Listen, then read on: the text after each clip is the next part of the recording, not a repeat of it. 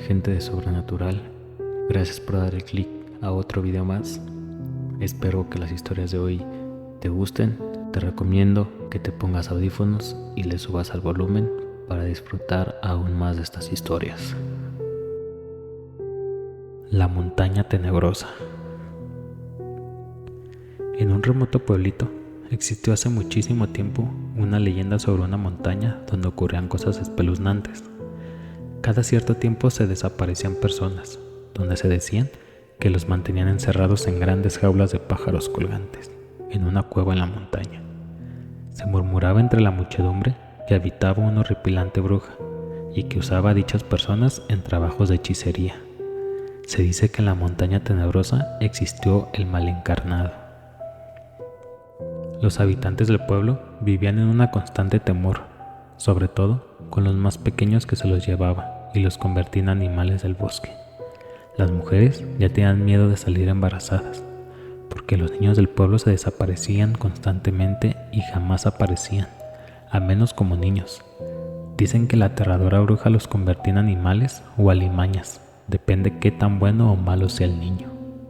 El bosque estaba sobrepoblado de animales, de ardillas, conejos, jabalís, en fin, eso eran los niños más obedientes, pero a los que eran realmente malcriados los convertía en horribles sapos, escarabajos y ratones. En el pueblo todos vivían aterrados, sobre todo las madres. Muchos habían abandonado el pueblo huyendo de la horripilante bruja, pero otros no tenían otro remedio que seguir allí, porque no tenían a dónde ir, ya que eran muy pobres. El bosque había perdido sus colores, los árboles no daban frutos y habían perdido sus hojas. Las flores nunca más florecieron, el bosque estaba marchito. Los niños, convertidos en animalitos, regresaban a su casa buscando a su familia, pero al no conocerlos y como había mucha hambruna, tenían que salir huyendo porque se los comía su propia familia. Aquella bruja horrenda tenía al pueblo sumergido en un profundo terror, hasta que un día llegó un hada. Pero no un hada cualquiera. En el mundo de la magia era una muy poderosa y llegó hasta ese pueblo para ayudar a los infelices de ese lugar. En cuanto el hada hizo su aparición en aquel lugar, todo empezó a resplandecer. El hada reconstruyó el pueblo que estaba sumergido en ruinas y miseria. Los árboles empezaron a florecer. Todo fue recobrando vida y todos los niños los convirtió nuevamente en humanos. Todos estaban felices de ver que por fin alguien los vino a ayudar. Pero cuando la bruja se enteró de la presencia de aquella hada, se enfureció muchísimo, porque ella tenía sumergido aquel pueblo en todo lo que la hacía feliz. Pero sabía que esa hada no era cualquiera, sino que en el mundo de la magia era una muy poderosa. Entonces, sin tomar represalias, se fue volando de aquella montaña y abandonó el pueblo para siempre. Ella sabía que no podía hacer nada en contra del hada, porque sabía del poder que poseía y podría quitarle sus poderes. Así que nunca más volvieron a ver a la horripilante bruja. El pueblo volvió a prosperar y recuperó su alegría, pero a esa montaña nunca más se acercaron.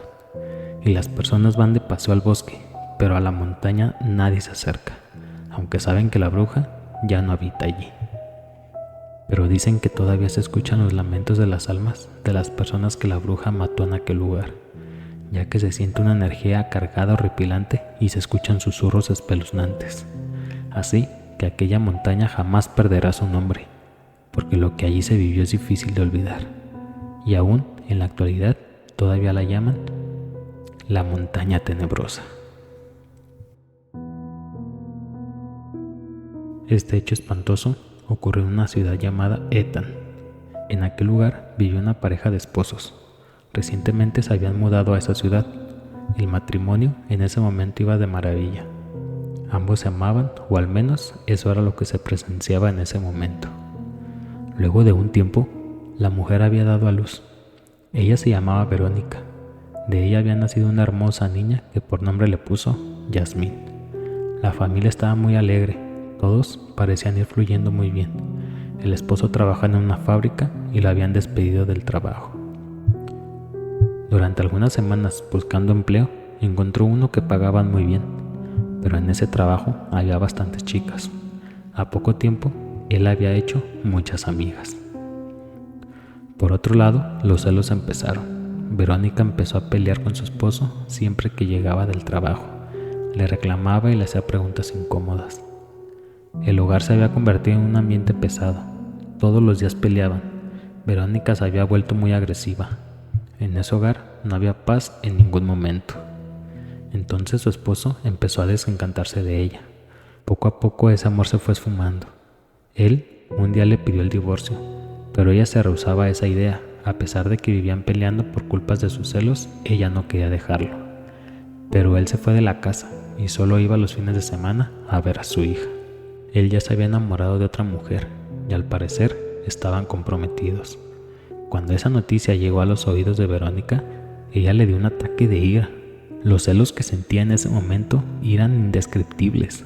Cegada por los celos, le preparó una sorpresa a su esposo. En la cocina de la casa había un horno muy grande. Ella ese día decidió calentarlos para mandar a buscar a su esposo y empujarlo ahí. De esa manera le quitaría la vida. Pondría como pretexto que la niña estaba enferma. En un descuido le daría un trago de algo y luego, cuando él estuviese inconsciente, lo arrojaría al horno. La esposa tenía todo preparado. En la casa había grandes cajas de cartón y ella la estaba arrojando al horno para que el fuego fuera más intenso. Pero había algo que ella estaba olvidando. La pequeña niña siempre se escondía en esa caja de cartón. Ella tomó una de esas cajas y sintió que pesaba un poco, pero no le dio importancia, cegada por los celos. Lo único que quería era vengarse de su esposo. Ella arrojó esa caja al horno sin darse cuenta de que la niña se encontraba ahí. La caja empezó a arder mientras la niña lloraba, pero ella no escuchaba los gritos. Una vez tiró la caja, salió de la casa a buscar el veneno que le daría al esposo. Luego de ella llegar a casa y buscar a la niña, no la encontró por ningún lado. La niña se había consumido por completo en llamas. Luego se dio cuenta del gran error que había cometido, cuando le dio el olor a carne asada. Ella en ese momento no sabía qué hacer. El dolor que sentía en ese momento era incomparable. Fue tanta la frustración que se volvió loca. Por otro lado, el esposo, al enterarse de lo que había hecho Verónica, fue a la casa muy rabioso y terminó quitándole la vida a Verónica. Aquella escena fue muy desastrosa y muy lamentable. Ese caso se hizo famoso en esa ciudad y todos quedaron consternados. Él fue capturado por la autoridad y luego de 3 meses lo encontraron colgado en su celda. Al parecer, se había quitado la vida. ¿Qué te están pareciendo las historias? Si te están gustando, por favor, dale like, suscríbete. Y si tienes alguna historia, háznosla llegar. Pónmela aquí en los comentarios en la parte de abajo o escríbenos por nuestras redes sociales para poder leer tu historia. Un ser de luz. Mi abuela siempre vivió cerca a mi casa, pero sola. Mi familia la trataba de loca y cosas así, bruja y no sé qué apelativos más. Casi nunca la visitaban y ella nunca nos visitó, pero yo sí iba continuamente a su casa. Era una mujer pensionada que vivía con comodidad. No salía de casa, todo lo pedía a domicilio. Casi siempre que yo estaba, era quien los recibía. De lo contrario, hacía dejar el pedido en la entrada y pasaba el dinero bajo la puerta. Mi abuela era así, un poco extraña, pero en lo que cabe era muy normal. Tomábamos té con galletas, me contaba sus anécdotas de niña y joven, cómo se le escapaba a su padre para verse con mi abuelo, me daba dinero para mis cosas y éramos felices. Mi mamá siempre quería saber de qué hablábamos, pero siempre le respondía lo mismo: bobadas. Notaba a mi mamá preocupada por esta amistad. De las cosas que más disfrutaba la abuela era verme en un pequeño espejo de mano. Ella miraba mi reflejo en él y sonreía, pero nunca dejaba que me viera a mí misma. Me parecía raro, pero no le daba mucha importancia. Una noche, un hombre intentó robar en casa de la abuela, pero ésta se defendió y con una cuchillada no muy profunda, lo mató. Mi abuela también fue atacada por el individuo, con algo que le quemó la piel y la dejó en estado delicado de salud. Ella no quiso ser llevada al hospital, ni quiso una enfermera. Solo la vio un médico y éste le recomendó algunos medicamentos y reposo. Fui yo quien la cuidé estos últimos días de vida.